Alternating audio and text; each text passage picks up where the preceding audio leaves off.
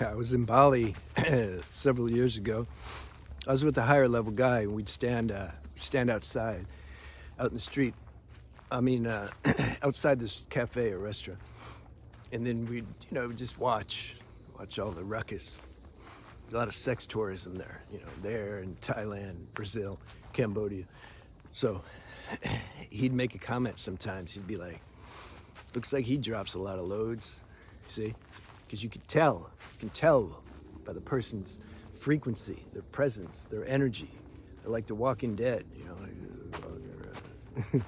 Where's the next girl? I want to give her. I'm still walking here. Like, I need to be killed off in the name of, like, I'm enjoying myself. It's just, addiction's crazy, man. It's like captured so many people.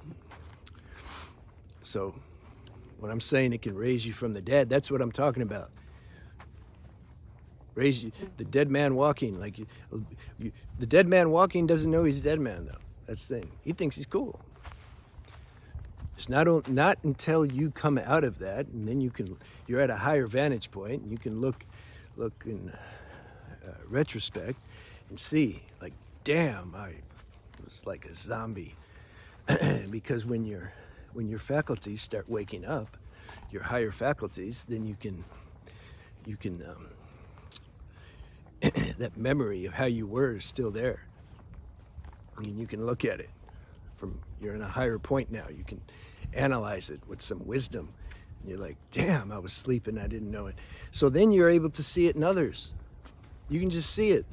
It's not a special psychic telepathic thing. You just see it. We're all the same energetically.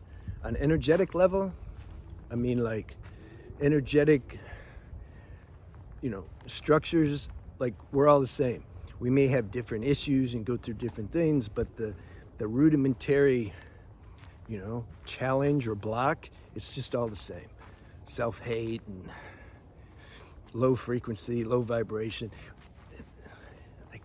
It manifests different in different people, but you recognize that grade of energy because you've, like, been through that in your own self. So people can't, like, fool you. When you're higher level, you can't get manipulated by nonsense.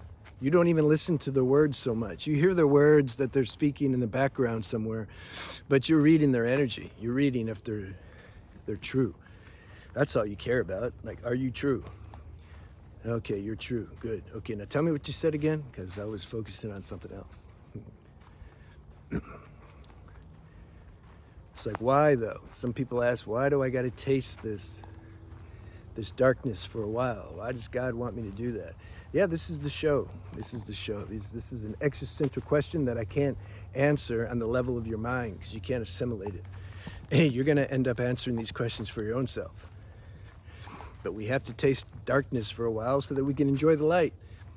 If we were just born blissed out, we wouldn't know we were blissed out. It would just be normal. So then we got to go through the grind, we got to suffer, and then we're like, damn, this sucks. I need to go, like, find some bliss. And then you find the bliss again. You're like, I appreciate the bliss now. Because you had the contrast. You see? It's like that parable, the prodigal son returns. He had it all good. Had it good, living with his father, everything. Had money and food, and then he left. Got his dad to give him some money, his inheritance money. And he left, and he spent it and got lost, got caught up in sense pleasures and everything, imagining he was having a great time, and then he hit bottom. He's like, God, this sucks. But while he was living at home before, he was like, oh, this sucks. This is boring. I don't want to just be around my dad. I want to go get girls, and, I want to go experience life. So then he go experience life, and he bottoms out, then he comes back home, and then he's like, now he can appreciate being home. That's why his dad gave him the money. Kid thought he manipulated his dad, because the kid was like, look, man, it doesn't make sense to give me your money after you die, because you may be several years after you die, and then maybe I don't even need the money then. But if you give it to me now, because I don't have any, now I can really enjoy life, you see, because, like, I'll have money. Dad's like, yeah, that's a good idea. So the kid's like, yeah, man, I'm smooth, like, manipulated him. No, Dad could tell that the kid was restless. The kid was like, it was actually, it's not the same for everybody, but in that instance, it was good for the kid to go get the money and go. Because Dad knew, I mean, it was a risk, but Dad knew the kid was smart enough that once he burned through these desires and this karma, that he'd be back, and then he'd have his real son back, you see? But he couldn't have the purity of his son while those strong desires to experience life and want to know what this is and how that is, that was blocking like the sun's light from coming through. So Dad took a risk, and it worked out, allegedly. So you evaluate your own life, your own self right now. Just do an introspection and evaluation right now. I like pen and paper.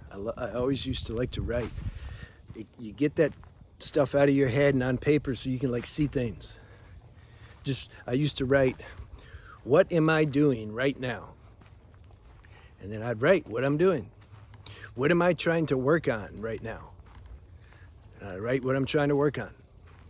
How am I doing? All right, then I would honestly write how I'm doing. What can help me do better with these things that seem to be blocking me that I can't stop doing? Okay, intuition, how can I like get some help here? I'm trying to stop PMO or stop coffee or stop this or stop that. And so like, what are some ideas? What can I do to stop it? Listen to intuition, not the mind. Don't type in Google, how do I stop coffee? I mean, it could, God works through that too. But you want to have some inner sense of like, is this something that's like, makes sense? What I mean is like, if you go find something on the internet that says, take this pill and you won't want to, look at porn or masturbate anymore. Oh, that sounds easy. Yeah, I'll do that. Okay, I made a little extreme for illustrative purposes, but you know what I mean. You have to discern. You have to be like wise enough to know if this makes sense or not. There's no easy, like quick fixes or techniques. That's the other thing. People are suckers to try to find a technique. And so you have plenty of people who merchandise that and capitalize on your naiveness. I want to sell you some techniques, sell you some exercises or whatever. There's certain things that might help. Yeah, you again, just be intuitive. Like, okay, you can do the Ashwini Mudra and do some breath work, take a cold shower, run around the block. Yeah, that can be helpful sometimes, but it's not the magic cure. Magic cure is like you become free when it's time to become free. And so this is the last thing that you got to do. Most important thing. Yeah, write this down. God, how can I accept myself where I'm at right now? See, nobody wants to write that. Nobody wants to contemplate that. They want to know the answers to get out of their pain or to break their addiction. Ironically, some people, they want to beat the PMO habit, the porn masturbation. Some people don't know. They keep asking for like 3 years now, what's PMO? I understand there's new people coming in, so you don't know all the acronyms. Porn, masturbation, orgasm. That's PMO. Some people, subconsciously, the mind wants them to overcome that so that then they can go and mac girls better, not knowing that's all part of the same problem. Macking the girls is going to lead to dopamine stimulation and lust, and that energy is going to build up, and then you're going to be doing PMO again. That's the vicious cycle that keeps happening. So, right on that list, so you have to accept yourself. You have to accept this evolutionary period. God, how can you help me accept where I'm at right now? I'm not where I want to be. I need to be more free, but like I'm doing the best I can do. How can you help me? How can I accept where I'm at right now? Yeah, do that. How can I hold space for myself? Yeah, I'm making mistakes. I'm doing things wrong. Okay, but like, can I accept that? Can I be okay with that? How can I be okay with that? and then listen how to do that.